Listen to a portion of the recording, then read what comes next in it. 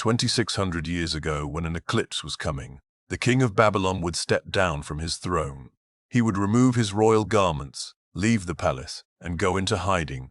In his place, a commoner would be dressed in the king's robes, seated on the king's throne, and given the king's title. This substitute king would eat the king's food, sleep in the king's bed, and conduct the king's business for the duration of the danger period. He was addressed as king. He was treated as king. He absorbed whatever threat the eclipse carried so that the real king would not have to. And when the eclipse passed and the court astronomers determined that the celestial danger had ended, the substitute was killed. In some accounts, his death was made to appear natural. In others, it was openly ritualistic. Either way, the real king resumed his position, ritually cleansed and safe, having dodged the wrath of the heavens by offering someone else in his place. This practice is called the substitute king ritual, known in Akkadian as Shapuhi. It is documented on cuneiform tablets recovered from the royal libraries of Nineveh and Babylon, spanning several centuries of Mesopotamian civilization. The letters of court astrologers to Assyrian kings, preserved in the state archives of Assyria, contain detailed discussions of when the ritual should be activated, how long the substitute should reign, and when it was safe for the true king to return. One set of tablets from the reign of Esarhaddon, king of Assyria in the 7th century BCE, records multiple instances of the substitute king ritual being enacted in response to predicted lunar eclipses. These are not mythological accounts or literary embellishments. They are administrative correspondence written by professionals to their employer, dealing with the logistics of temporarily replacing the most powerful man in the known world because the moon was about to go dark. This was not a folk superstition practiced by uneducated people on the margins of civilization. This was state policy in the most advanced empire on Earth at the time. The ritual was overseen by the same court astronomers who tracked the planets with a precision that would not be matched in Europe for 1,000 years. These were the most scientifically accomplished observers of the ancient world, and they were so certain that eclipses carried lethal power that they built an entire protocol around sacrificing a human being to neutralize it. That is how seriously eclipses were taken before the internet turned them into astrology content. On August 12th this year, a total solar eclipse will cross Greenland, Iceland, and northern Spain. The moon will slide directly in front of the sun and block it completely, turning midday into twilight for roughly 2 minutes and 18 seconds along the path of totality. 16 days later, on August 28th, a partial lunar eclipse will darken 96% of the moon's surface, making it visually almost indistinguishable from a total eclipse. It will be visible across the Americas, Europe, and Africa. 2 eclipses in 16 days. One solar, one lunar, one that blacks out the sun, one that swallows nearly all of the moon. And by the time they arrive, your feed will be flooded with the same advice it delivers every eclipse season. Brace yourself. Fated events are coming. Do not make major decisions. Your life is about to change in ways you cannot control. But here is what almost none of that content will tell you. How eclipses actually work. Why every civilization on Earth independently invented the same myth to explain them, and how a group of Babylonian astronomers accomplished something so extraordinary that it arguably qualifies as humanity's first great scientific achievement, 26 centuries before anyone had a telescope. An eclipse is geometry, nothing more, nothing less. A solar eclipse occurs when the moon passes directly between Earth and the sun, casting its shadow on Earth's surface. A lunar eclipse occurs when Earth passes directly between the sun and the moon, casting its own shadow on the moon. These events require a precise alignment of 3 celestial bodies, and they can only happen when the sun and moon are near specific points in the sky, called the lunar nodes. The lunar nodes are not physical objects. They are mathematical points, the 2 places where the moon's orbital path crosses the plane of Earth's orbit around the sun. The moon's orbit is tilted about 5 degrees relative to Earth, which is why eclipses do not happen every month. Most months, the moon passes slightly above or below the sun's position as seen from Earth. It is only when a new moon or full moon occurs close to one of the nodes that the alignment is tight enough to produce an eclipse. The nodes themselves are not fixed. They precess, meaning they slowly drift backward through the zodiac on a cycle of roughly 18.5 years. This precession means that eclipses shift through different zodiac signs over time, spending about 18 months activating each pair of opposite signs before moving on. Since January 2025, eclipses have been falling on the Virgo-Pisces axis. The August 28th lunar eclipse is the final eclipse on that axis before the cycle moves on. If you have felt themes of practical service versus spiritual surrender, of organizing versus letting go, of fixing versus accepting playing out in your life over the past 18 months, that is the axis those eclipses have been activating. August 28th closes that chapter. None of this required a dragon, but every civilization on Earth invented one anyway. In ancient China, eclipses were explained as a dragon devouring the sun. The Chinese word for eclipse, shi, literally translates as to eat. When an eclipse began, people across the empire would rush outside, banging drums, pots and pans, shouting and creating as much noise as possible to frighten the dragon and force it to release the sun from its jaws. Imperial astronomers were tasked with predicting eclipses so that the drumming could begin on time. According to some accounts, two court astronomers named Shi and Ho were executed around 2100 BCE for failing to predict a solar eclipse, leaving the empire unprepared for the dragon's attack. Whether that story is historical or legendary, the message it carries is real. Eclipses mattered enough to kill for. In Norse mythology, the wolves Skull and Hati chase the sun and moon across the sky. Skull pursues the sun. Hati pursues the moon. When either wolf catches its prey, an eclipse occurs. The Norse believed that if the wolves ever succeeded in devouring both the sun and the moon permanently, it would trigger Ragnarok, the end of the world. During eclipses, the Norse joined the Chinese in making noise, howling and shouting at the sky to drive the wolves away and preserve the cosmic order. In Hindu mythology, the story is more elaborate and more consequential for the entire history of astrology. During a cosmic event called the Samudra Manthana, the churning of the ocean of milk, the gods and demons cooperated to produce Amrita, the nectar of immortality. As the nectar appeared, the gods began to distribute it among themselves, excluding the demons. A demon named Svarbhanu disguised himself as a god, slipped into the line and took a sip. The sun and moon, who were watching, recognized the impostor and alerted the god Vishnu. Vishnu threw his discus and beheaded Svarbhanu before the nectar could pass his throat.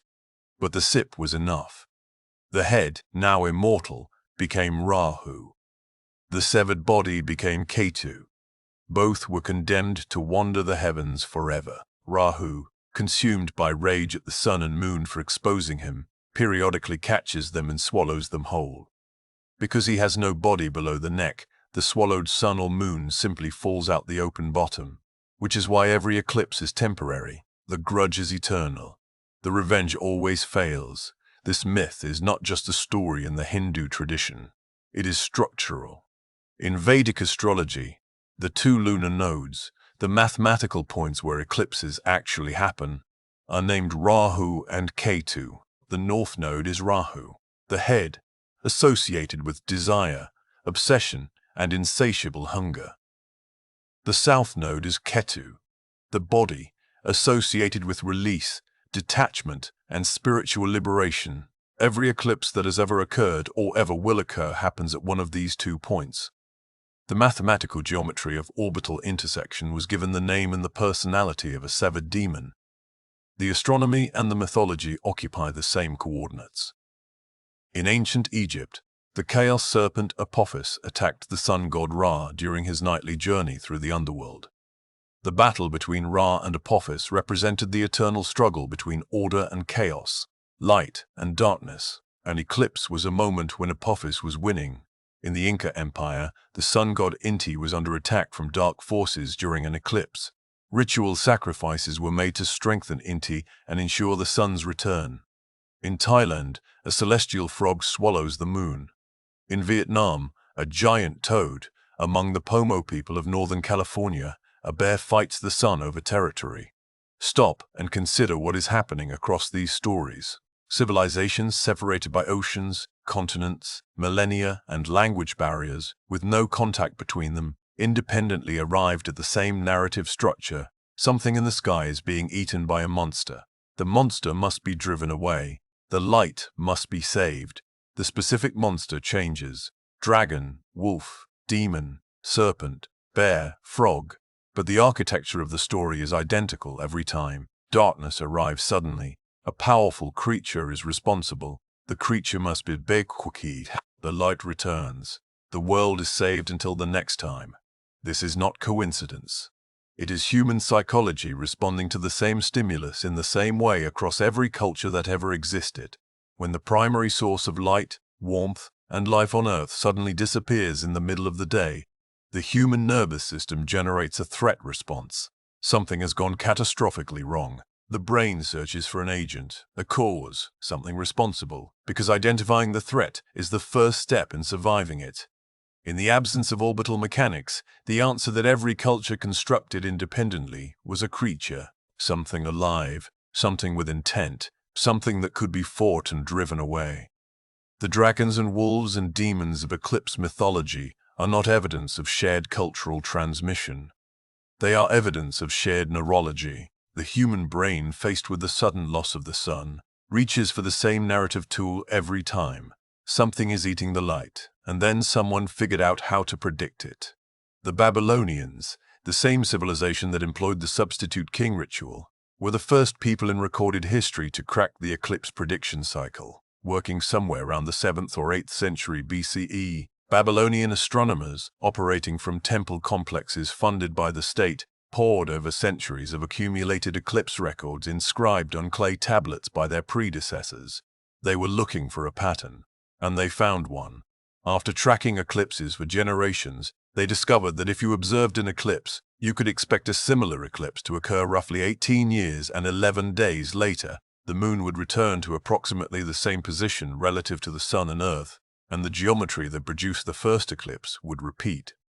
This interval, 223 synodic months, is now known as the Saros cycle, and its discovery was arguably the most important intellectual achievement of the ancient world. Consider what this means.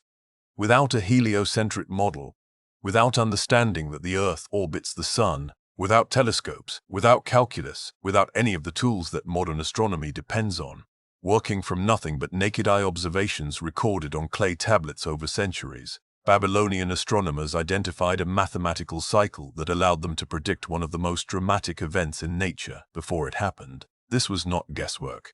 The Saros cycle is precise. Each cycle lasts 18 years, 11 days, and roughly 8 hours. The extra third of a day means that each successive eclipse in a Saros series occurs approximately 120 degrees further west on Earth's surface, because the planet has rotated an extra 8 hours on its axis.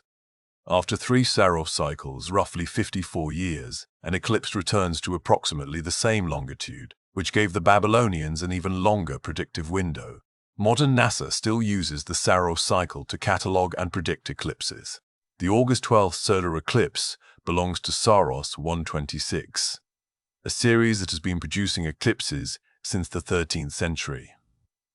The August 28th lunar eclipse belongs to Saros 138, a series that began in 1521 during the European Renaissance. Each series produces an eclipse every 18 years. Multiple series overlap at any given time, which is why eclipses seem irregularly spaced even though each individual series is perfectly regular. The Babylonian discovery of the Saros cycle changed eclipses from unexplainable divine attacks into predictable, recurring events. And that shift, from terror to understanding, from dragon to mathematics, is one of the foundational moments in the history of human thought. It demonstrated for the first time that the universe operates on patterns, that those patterns can be detected through observation, and that they can be used to predict the future, not through divination. Through data, the Greek philosopher Thales of Miletus allegedly used the Saros cycle, likely borrowed from the Babylonians through trade and cultural exchange along the eastern Mediterranean, to predict the total solar eclipse of May 28, 585 BCE. According to the historian Herodotus, that eclipse occurred in the middle of a battle between the Lydians and the Medes, two powerful empires fighting for control of what is now eastern Turkey. The war had been grinding on for 5 years with no resolution. When the sun suddenly vanished during combat, both armies, hardened soldiers who had been killing each other for half a decade, dropped their weapons and stared at the sky.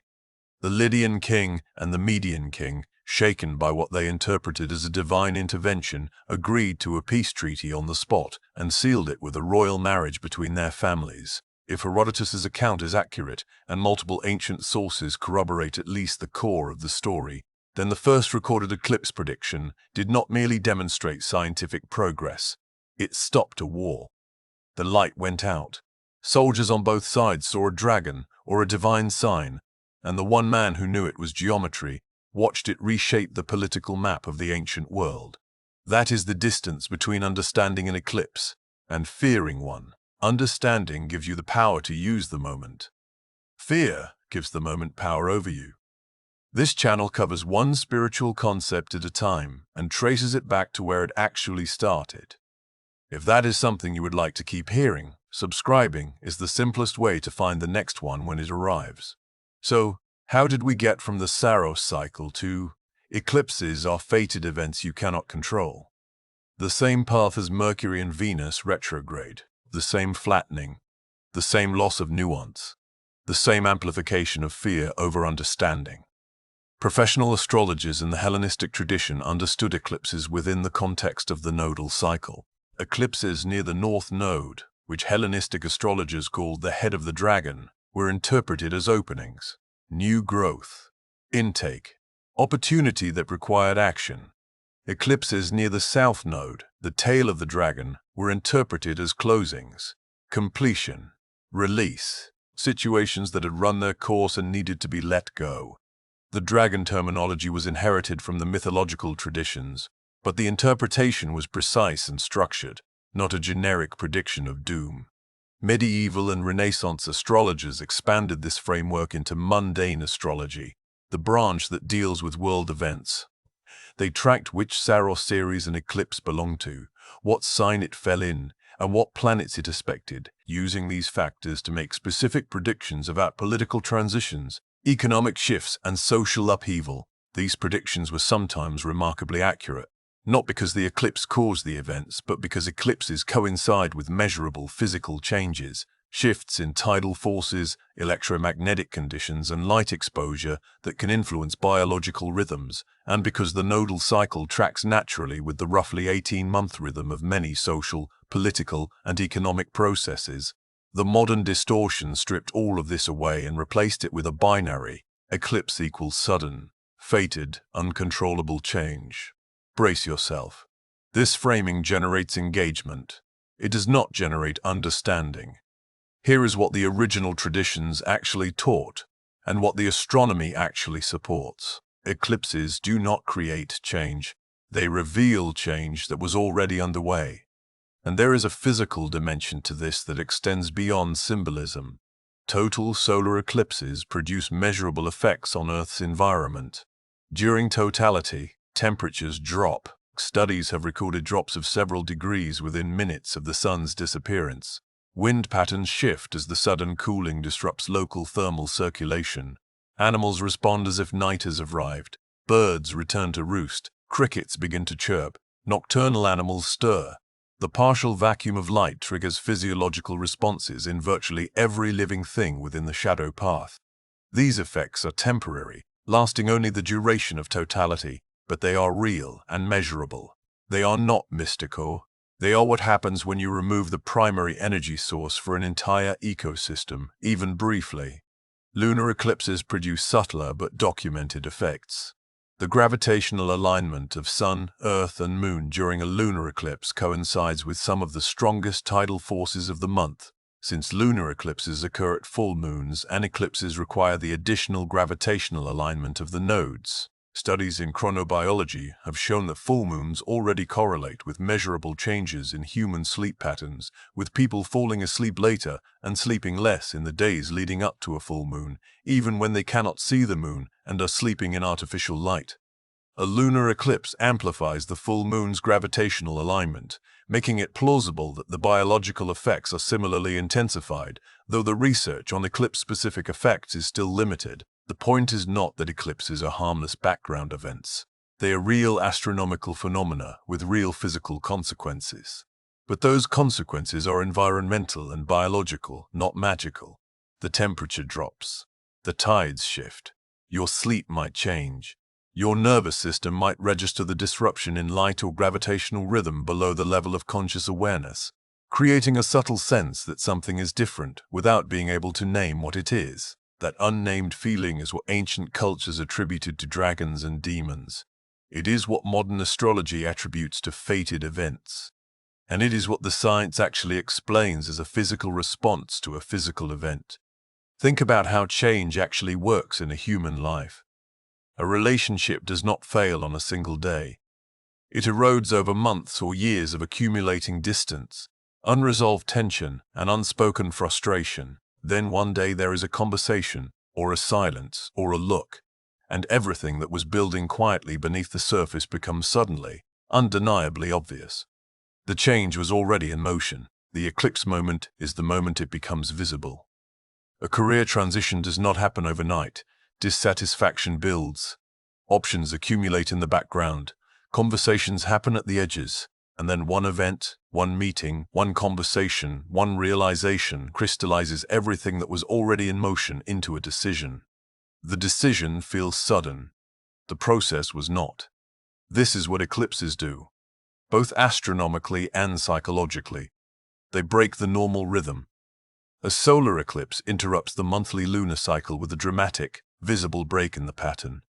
A lunar eclipse does the same thing from the opposite side. These interruptions function as pattern breakers, moments when the ordinary rhythm of light and dark is disrupted, just enough to make you notice what you have been living with on autopilot. The practical framework for the August 2026 eclipses follows directly from this understanding. The August 12th solar eclipse in Leo is a new beginning. Solar eclipses are supercharged new moons. They amplify whatever themes the new moon introduces. In Leo, those themes involve creativity, self-expression, visibility, leadership, courage, and the willingness to be seen. The question this eclipse poses is not what fated event will happen to me. It is, where have I been hiding, and what would happen if I stopped? The August 28th lunar eclipse in Pisces is a completion. Lunar eclipses are supercharged full moons. They illuminate what has been building and bring it to a point of culmination or release. In Pisces, those themes involve intuition, spirituality, compassion, surrender, and the willingness to let go of what you cannot control. As the final eclipse on the Virgo-Pisces axis that has been active since early 2025, this one asks what you have been holding on to, out of habit, obligation, or fear, that is ready to be released. Between those two dates, 16 days apart, you have a window that the ancient traditions would have recognized as one of the most potent in the calendar. An opening and a closing, a beginning and an ending, a new creative impulse in Leo and a deep emotional release in Pisces. The practical application is to pay attention to both. Around August 12th, notice what starts to emerge, what new energy, what creative desire, what impulse toward greater visibility or self-expression begins to stir. This is not about forcing something into existence. It is about noticing what is already trying to surface. The solar eclipse opens a door. Your job is to see which door it is. If you have been holding back a creative project, a conversation, a relationship, or a version of yourself because you were not sure it was the right time, the solar eclipse is the sky's way of saying the right time is now, not because the eclipse makes it so, but because the pattern break of the eclipse disrupts the inertia that was keeping you in place. Around August 28th, notice what starts to dissolve. What emotional weight begins to loosen? What obligation, what resentment, what story you have been telling yourself about who you are or what you owe begins to feel less solid? The Pisces lunar eclipse is the final act of an 18-month process of emotional and spiritual recalibration. Whatever was ready to be released 18 months ago but you were not ready to let go of has now had the full duration of the nodal cycle to ripen. If you feel grief during this eclipse, it may not be loss, it may be completion. The difference matters. Between the two eclipses, do something the Babylonians never had the framework to do, but always instinctively moved toward. Review. Go through the commitments, relationships, creative projects, and self-definitions that have accumulated over the past year, and ask which ones are still alive, and which ones are being maintained out of habit. The 16-day window between a solar and lunar eclipse is a natural audit period. Something opens on August 12th, something closes on August 28th. What opens and what closes is different for every person, but the rhythm is the same for everyone.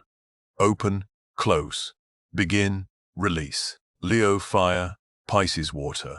Use both. You do not need to force either process. The ancient astronomers did not force the Saros cycle. They observed it. They recorded it. They recognized the pattern. And then they used it. The Babylonians knew that eclipses were predictable nearly 3,000 years ago. They did not understand why eclipses happened, but they understood when.